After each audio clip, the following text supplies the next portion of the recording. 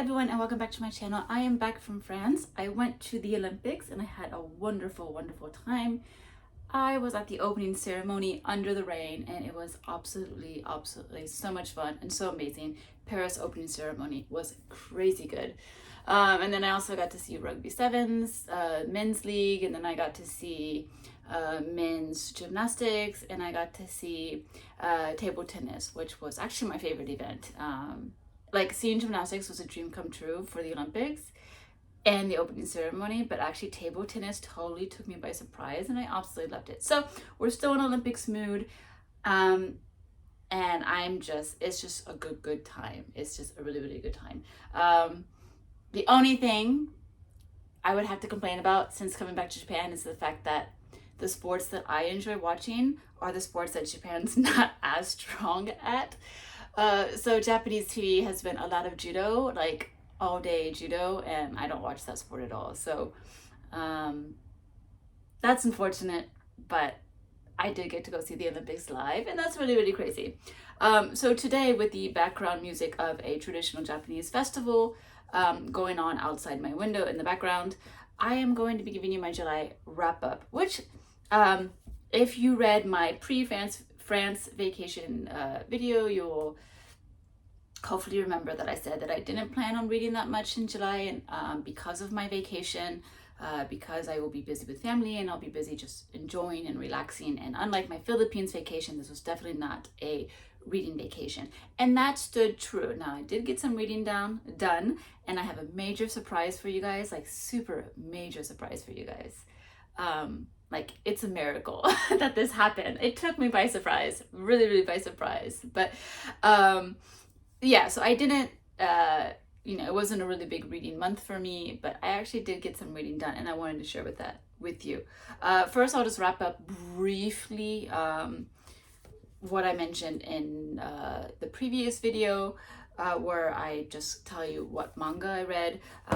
Again, so I ended up reading the 5th and final volume of Kujima Utae ba Ie Hororo, which I absolutely adored. Super sweet, super charming, and whatnot. I also read the latest volume 14 of極主夫道, The Way of the Househusband, and again, super fun, like just crazy antics that are just absolutely ridiculous.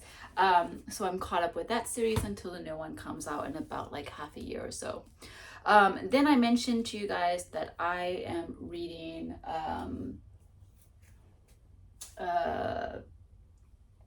Kiseiju, which is Parasyte, which does have an anime with English subtitles on Netflix you can watch if you're interested. But I mentioned that I started this series. I had only read volume 1, I believe. I did finish volume 2 before the end of the month. And this is just a really interesting manga, interesting series about these parasites that infect humans. But it's not like them taking over the world and trying to end it. It's more them actually trying to understand what their place is on Earth is and why they're there, and whether they should be against humans, should take over humans, or whether they can be human themselves, etc. So it's actually almost like kind of philosophical. In a way, it's definitely has a lot of discuss about like being a part of society, what it means to be human. So it talks about a lot of that, which has been really interesting. So I'm definitely eager to continue. So far it's exactly like the anime, or the anime is exactly like the manga. So if you've seen one, you probably have seen the other. Now let's get into the stuff I haven't talked to you yet this month, because I read it while I was in France. Saving the surprises for last, because what's YouTube if you don't save the big title grabber until the very end. I wanted to talk to you about 2 books that I read. The first one, and I don't have the books with me because I left them in France because there's no point in bringing books that I'd already read. So here's some old school, here's the book that I read. So this is Dans un mois, dans un an by Francoise Sagan, who's a very famous French author, although I actually have not read her, because I've read less of the more contemporary French authors. I tend to read more of the classic 18th century, 19th century French authors. But basically, when I went to France, we have a lot of books already at home, and so I found I really didn't want to bring any books there, just to end up bringing them back with me. I thought there was no point in doing that. And so I just kind of, just went around the bookshelves and tried to see what was going on. And this book was quite short. It's only about 180 pages. I've never read Francoise Sagan. And I was like, maybe this is time that I can just sit down and try and enjoy it. And so this book is Dans un mois, dans un an. So I picked it up without knowing anything about it because it's one of those older French editions that don't have the blurb on the back. So I was really, really going in blind. And if I were to describe this book, I would say it's basically like Great Gatsby society minus the money in France. It's at least got that Great Gatsby vibe just because of the year it was written in and the year it takes place in.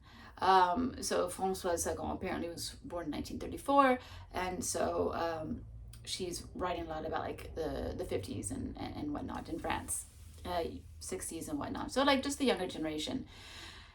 And this book was, if you can tell by my body language, it wasn't this huge upheaval in my French literary journey. I'm very happy to have read Francoise Sagan just to see what she is finally, but I don't think she's an author I would go back to very, very frequently, considering the time period that she writes about. It's kind of a time period I realized I'm not really that interested in, to be honest. Especially when it has that Great Gatsby flavor to it. I don't enjoy Great Gatsby because this book, Dans un mois, dans un an, which I should mention, the English title is totally different. So Dans un mois, dans un an means in a month, in a year. And the English title that's given to the translation is Those Without Shadows. And I have no idea why they chose that title for this book, because I was like, I don't know where it comes from. It makes no sense to me. But the book basically is about like three couples, maybe a few more that are slightly more in the background, and how they interact with each other, where basically the husband in one is in love with another woman, and the woman, she's married, and her husband is in love with another woman from another marriage, and they're all kind of friends and they all interact with each other, but they're all kind of like secretly in love with each other and having affairs with each other, and sort of like going through that course. There's this one woman who's unattached, she's an actress, and everyone, like all the men are kind of really, really into her. But she's also trying to discover her place in the world, and like the women are trying to figure out what is love, what is romance, what man should I choose. And that's like a little bit, it's kind of like a social world that I'm not really interested in, to be honest. Again, the Great Gatsby field, I'm just not really into it. It's very, very well done. It is very, very well done. And that's why I was able to at least still, at the base of it all, really like still enjoy the book. But it's not a huge topic of interest for me, but it is really beautifully done. It's very well written. It's very simple. It's very simplified writing. There isn't that much description. It's very much in sort of like a atmospheric writing, where you're talking about the atmosphere of the romance, of the love, of the tension between the couples, of the uncertainty that all the characters are feeling. And that's where I think her strength is, and I think that's what really makes the book the book. Now it turns out for the original French title, Dans un mois, dans un an, in a month, in a year, is basically reflecting that idea that we have a relationship right now, whether it's love or not, we're not too certain, but we have a relationship right now, and it's a question of what it will be in a month, in a year, basically. There's also a certain point where a character sings the song to herself that has the lyrics of, in a month, in a year, we might be suffering, we might not, but we'll just have to see what happens. So it's all about really the relationships, the stability of relationships, the instability of relationships, the doubt, the hesitation, the uncertainty that comes from relationships, and just the interaction between these characters as they all sort of have to navigate their own relationships, their own marriages, and their regrets and hesitations and whatnot. So beautifully done, well done, very well written. I can understand why Sagan is a very, very popular writer. Is she the writer for me? I don't really think she is. I'll have to read a few more books to decide. But without a doubt, without a question, very, very excellent author. And if Great Gatsby is the type of book that you do actually enjoy, then I think I could very, very highly recommend I don't know about Francoise Sagan unless all her books are the same nature, but at least Dans un mois, dans un an, or Those Without Shadows, I can recommend. Now, the second book I was reading, I didn't plan to read, but the second book I picked up to read, totally after left field, totally unexpected. This is not the surprise though, although it was a surprise to me, but it's not the surprise for you guys. But it's a book that it was basically, for the first half of my trip in France, I was in the Alps. And then for the second half of my trip in France, I was in Paris for the Olympics. And so I had to take a train from the Alps to Paris, which is about a 5-hour train ride. It really shouldn't. If this was Shinkansen world, Japan world, it would be like 2.5 hours. But this is France. The trains don't go as fast, unfortunately. So I had 4 hours, 5 hours basically on a train to read a book. And so I had already finished the other book that is the surprise book that I'll mention next. But this book was lying around in my house. My mom doesn't know where it came from. She has not read it herself. I was really not in the mood to read French at that moment. After I'd finished reading the Sagan book, I kept picking up the random French books in our house. I tried reading an Henri Troyat. I tried reading a Maupassant. I tried reading a Giono. I tried quite a few authors, and I just could not get past the 10 pages. I think I just was not in the mood to read in French. So this book was just lying around. It's in English. I was like, again, my mom doesn't know where it came from. I think it's maybe my brother's now wife who maybe left it behind, or maybe one of her friends that left it behind when they had this big holiday at the house. I think that's where it came from. But anyway, the book I'm talking about is The Alchemist by Paulo Coelho, who is a Brazilian author. And basically, I was like, okay, well, I have no idea what this book is about because I have never had the intention of reading it, to be honest. I don't think I've actually ever read the blurb, but there was just something about the way people were describing this book that made me just not really interested in it. But it's a title I know very, very well. It's a very beloved book. It's a very cherished book. I never knew why. Now I know why. But basically, it's a book about this young shepherd in Spain who meets this older man who's mysterious, who tells him that he needs to go on a journey to fulfill his dream. The young shepherd's dream is to travel. It's actually the whole reason he became a shepherd, so that he could travel and meet people and to see the countryside and whatnot. But he actually has further dreams than just Spain. He has the dream of seeing the pyramids in Egypt. And he meets this mysterious older man who tells him, you need to fulfill your dreams. You need to follow your dreams. And the young shepherd is like, well, how am I supposed to do that? And the old man says, well, if you follow the spirit of the wind, and you will be able to complete your journey and fulfill your dreams, because you're supposed to be fulfilling your dreams. That's what mankind is for. And so the boy sets off and on this journey, and he passes the ocean and gets into Morocco, and then he slowly makes his way towards Egypt. And this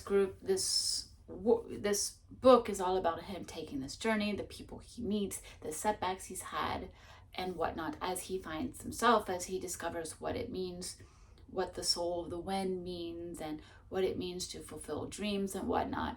And it's basically as it sounds. And I understand why it's very cherished, because basically for me, and those of you who watch my channel and have gotten to know me better, I think you know that I'm very not a self-affirmation type of person. I'm definitely not a religious person. I'm not a spiritual person. And this book is very much all of those things. It's basically almost a self-help book in the guise of fiction. The way I would say, another way I would present it, it's like The Little Prince, Le Petit Prince, The Little Prince, by Saint-Antoine de Exupéry, if his book was religious, basically. Now, no specific religion is mentioned in the book, no mention of Christianity, no or just any religion. There's just no mention of any religion whatsoever, but you definitely have those big religious vibes. You have, although God is not really mentioned, you still have the idea of this God, of this entity, listening to that entity, sort of becoming one with that entity, following their voice, trusting their voice, understanding when that voice gives you signs and omens and whatnot. And with that, you can go on this journey to fulfill just your dreams, to fulfill basically your purpose, find your purpose and fulfill it. And in that way, it's very well done. It's charming in its way. I think if you are a very religious person, if you are a very spiritual person, if you believe in signs, if you believe in all those things, this book is for you. That's why I understand that this book is very, very cherished. I think there's a certain demographic of people who do absolutely love this book. I am not that demographic. For me, this book was kind of boring. It was annoying. It was very obvious. It was very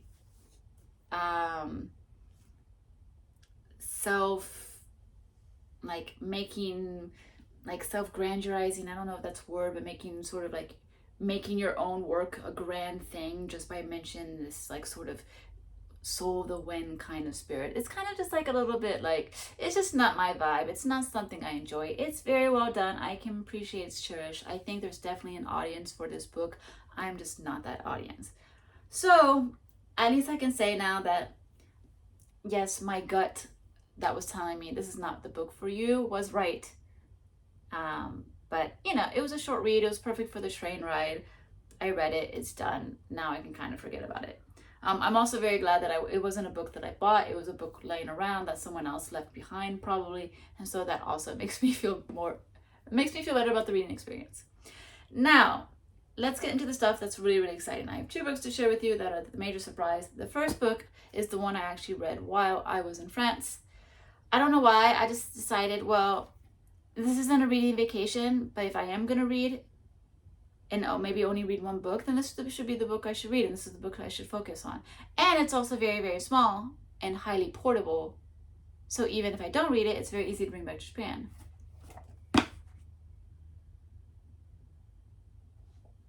I did it! I did it! If you don't recall, this book is消滅世界. This book is technically the translation, literal translation, is kind of like collapse of society, stuff like that. Now, if I were to translate this book into English, I would choose a totally different title. I would not use these words at all, according to like what the book is really about. I would change the title, but basically it's like the base of the collapse of society is the title of this book, and it's by the very famous Sayaka Murata, or Murata Sayaka, the author of Konbini Ningen, Convenience Store Woman, the highly beloved Konbini Store Woman, and then the author of Life Ceremony and Earthlings, which has created a lot of buzz on English language booktube, which is very, very exciting. But yeah, I finally read this. If you recall, yeah, I did bring this on my Philippines TBR vacation, and well, nothing happened. I didn't read it, but this time it did. And not only did this happen, but I took that's vocabulary. I took a lot of notes. While I was reading, because I just wanted to remember like the details, and I wanted to be able to really, really get a good grasp on the world so that I could actually explain it. So lots of notes, super exciting. Wow, this video is already 19 minutes long. So let me just give you a big overview of what the book is about, because it's very, very super interesting. It's about basically a world where, and it's kind of complicated, but it's basically a world where the people are no longer having sex, basically. People are no longer having sexual relations, and to have sex with your husband or your wife, or basically your partner, is actually considered incest. Yeah, incest. It's considered incestual to have sexual relationships with your partner. So basically what's happening is that people are still having relationships, but they're calling it a family. They're saying, so you do get married, but you get married to create a family, in the sense that it's kind of like basically you're finding your like soulmate of a roommate, like your most perfect roommate, but you just don't have sexual relationships with them, but you just live them. So it's someone you trust, you know, who can who is there to comfort you, who's there to be there when you're at home, who can watch TV and movies with you, but you just don't have sexual relationships with each other. However, each partner can have boyfriend and girlfriends, and that's very, very supportive. You encourage your partner to have those relationships, and so it's just, and it's a world where because you don't have sexual relationships, now all of the pregnancies and birthing children is all done via artificial insemination. So it's done at clinics. And the whole reason for this is that basically in the alternate reality, or the alternate version of Japan, during World War II, so many men were dying in the war. And because of the government's fear that there wouldn't be enough men to produce enough semen, to have enough babies, basically they put in a lot of research into artificial insemination. And then all the research in artificial insemination basically created such perfect technology, which like such a high fertilization rate, that basically became the replacement for actual typical mating, breeding, basically, where two humans have sexual relationships, they have a baby from it, etc. That got replaced by artificial insemination.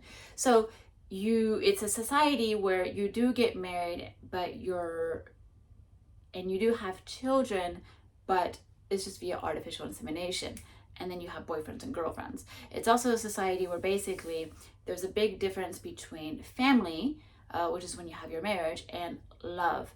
And I think it'll be very interesting in an English translation to find that definition of love, because Japanese, it's very hard to translate the concept of love, because often if you are watching a lot of manga, if you read a lot of manga or you watch a lot of anime, like especially like young couples, like middle schoolers, young high schoolers, they'll say "skida," which is, if usually "skida" means I like you, but it can also be translated as I love you. So I know it's a very hard phrase for translators to translate, just because like, well, in your middle school, do you actually love someone, or you just like them? You know, like, oh, I like you, you're so cute, can we be boyfriend and girlfriend?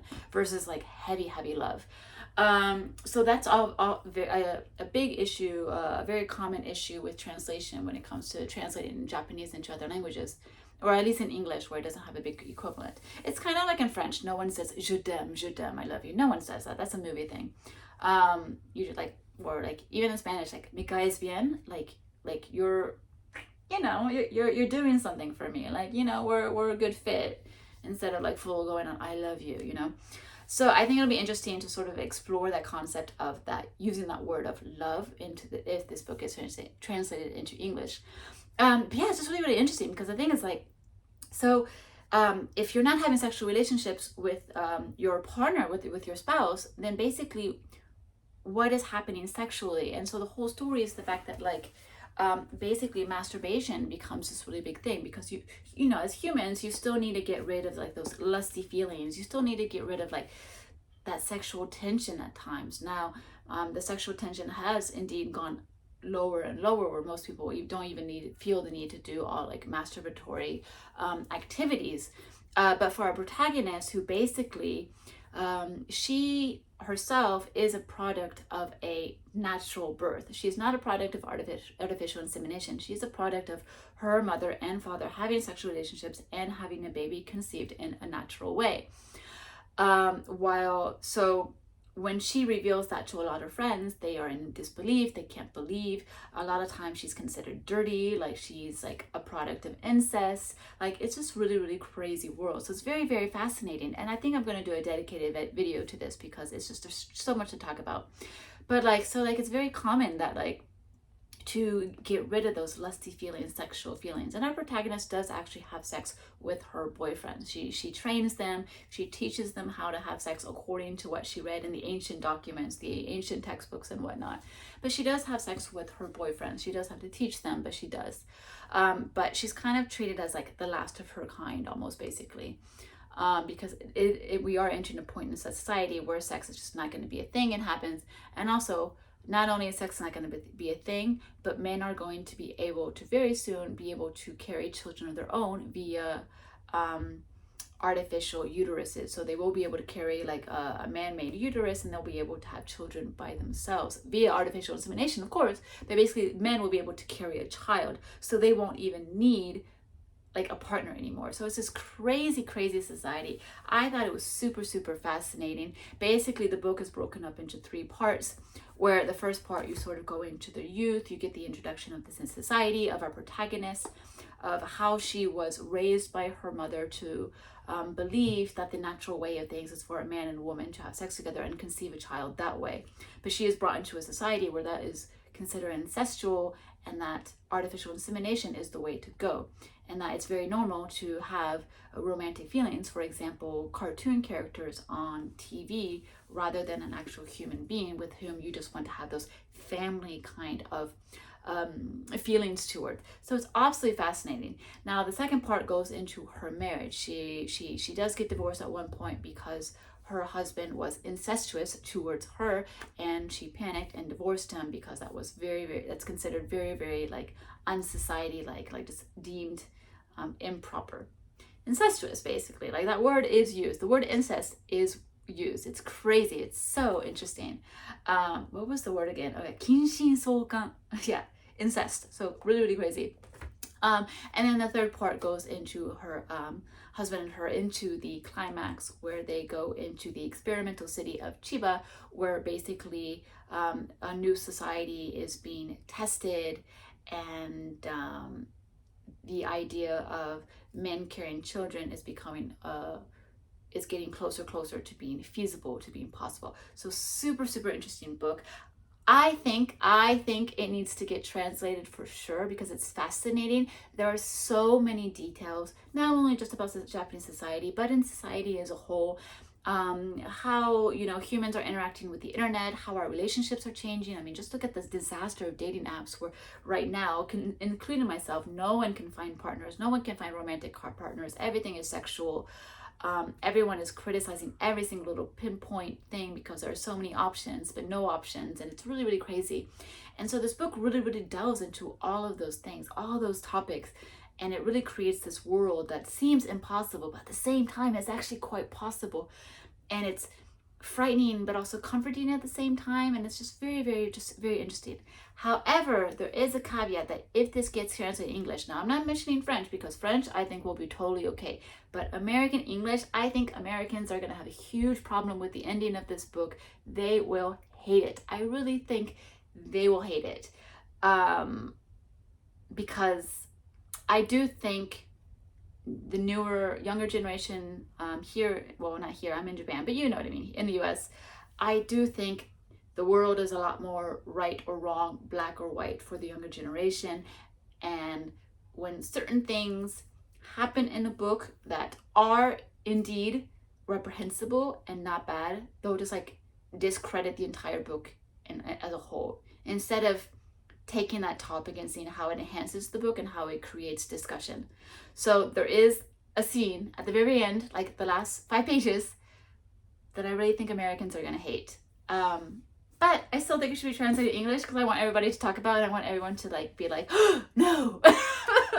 So, you know, I'm not, you know, I'm from the US. I understand, obviously, like, I'm not insulting Americans. I'm just saying, you know, knowing American culture and knowing where the trends are going with American culture, I do think it's controversial. It's controversial. The last surprise that I have, the last miracle that happened, is I finally finished our story. I finally finished the memoir of Love and Life in China by Pingru, which is the adorable, beautiful love story memoir that this man wrote about his relationship with his wife as they grow old in communist China, or just China in general. This is a beautiful book. It's beautiful just because, I mean, just the packaging, everything is just absolutely stunning. It does make the book a lot more expensive if you're interested in it, but it is worth it, I think. All the illustrations are done by the author himself. and it's just absolutely stunning. So it definitely goes through the relationship when it was started, when, you know, China was still a little bit more prosperous. It wasn't, the Communist Party was building up, but the society wasn't yet the chaos that it will become. So it journeys the beginning of their relationship, their childhood years. They did know each other when they were children, although it wasn't until like they were 19 or 20, I believe, that they actually became engaged in the typical way back then, where parents would, you know, introduce them and say, you guys should get married, and then they do. And it's basically just him talking about the little moments in his life. He does he does go in the service, and it talks about the hardships they have to go through, either lack of food, lack of being able to find jobs, the different jobs that he did try. Trying to sell like dried peppers, trying to create a noodle restaurant, just basically everyday, you know, typical survival. They didn't go through extreme hardship compared to some families.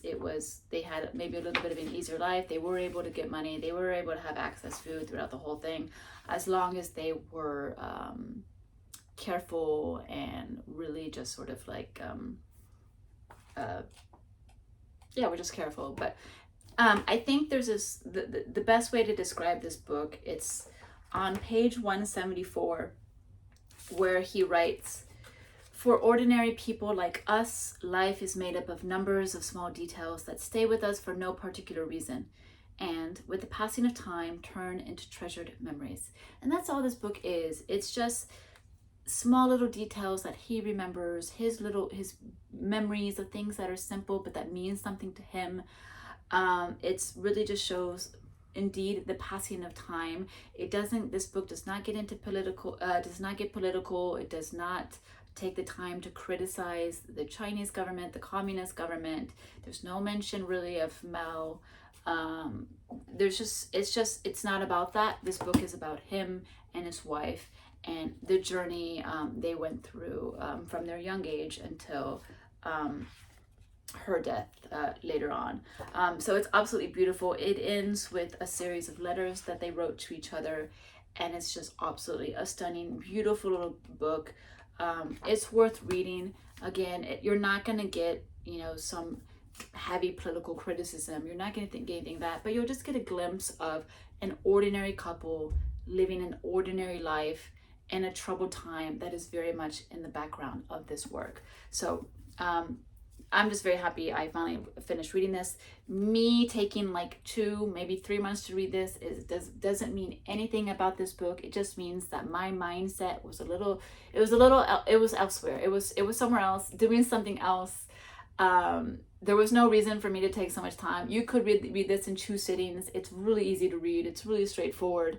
When I did finally sit down to finish this, I read like 100 pages at once.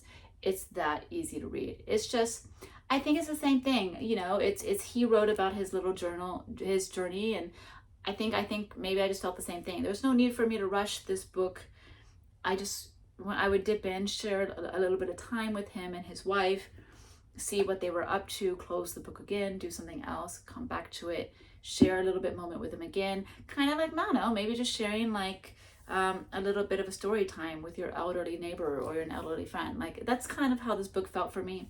So this was a very, very lovely read, basically. So yeah, there you go. That is The Miracle of July. I'm very excited. It's very, very fun. And yeah, I'm excited to see what August will bring me. I do go on one more vacation in August, but it's only just a 3-day weekend. But you know, it's still a good vacation. I do spend a lot of time at the beach in August. I'm always outside. Yesterday I spent the whole day. I got to see fireworks. So August is a big season, busy season for me, because I want to do everything at once. Although it's very hot in Japan, very humid, very muggy, very heavy kind of heat. It's also very, very fun. There's just so much to do. So yeah, so I will be busy in August, but I do expect I will be reading, and I'm excited to share that with you when the time comes. In the meantime, I will see you in my next video. So thank you so much for watching. Bye.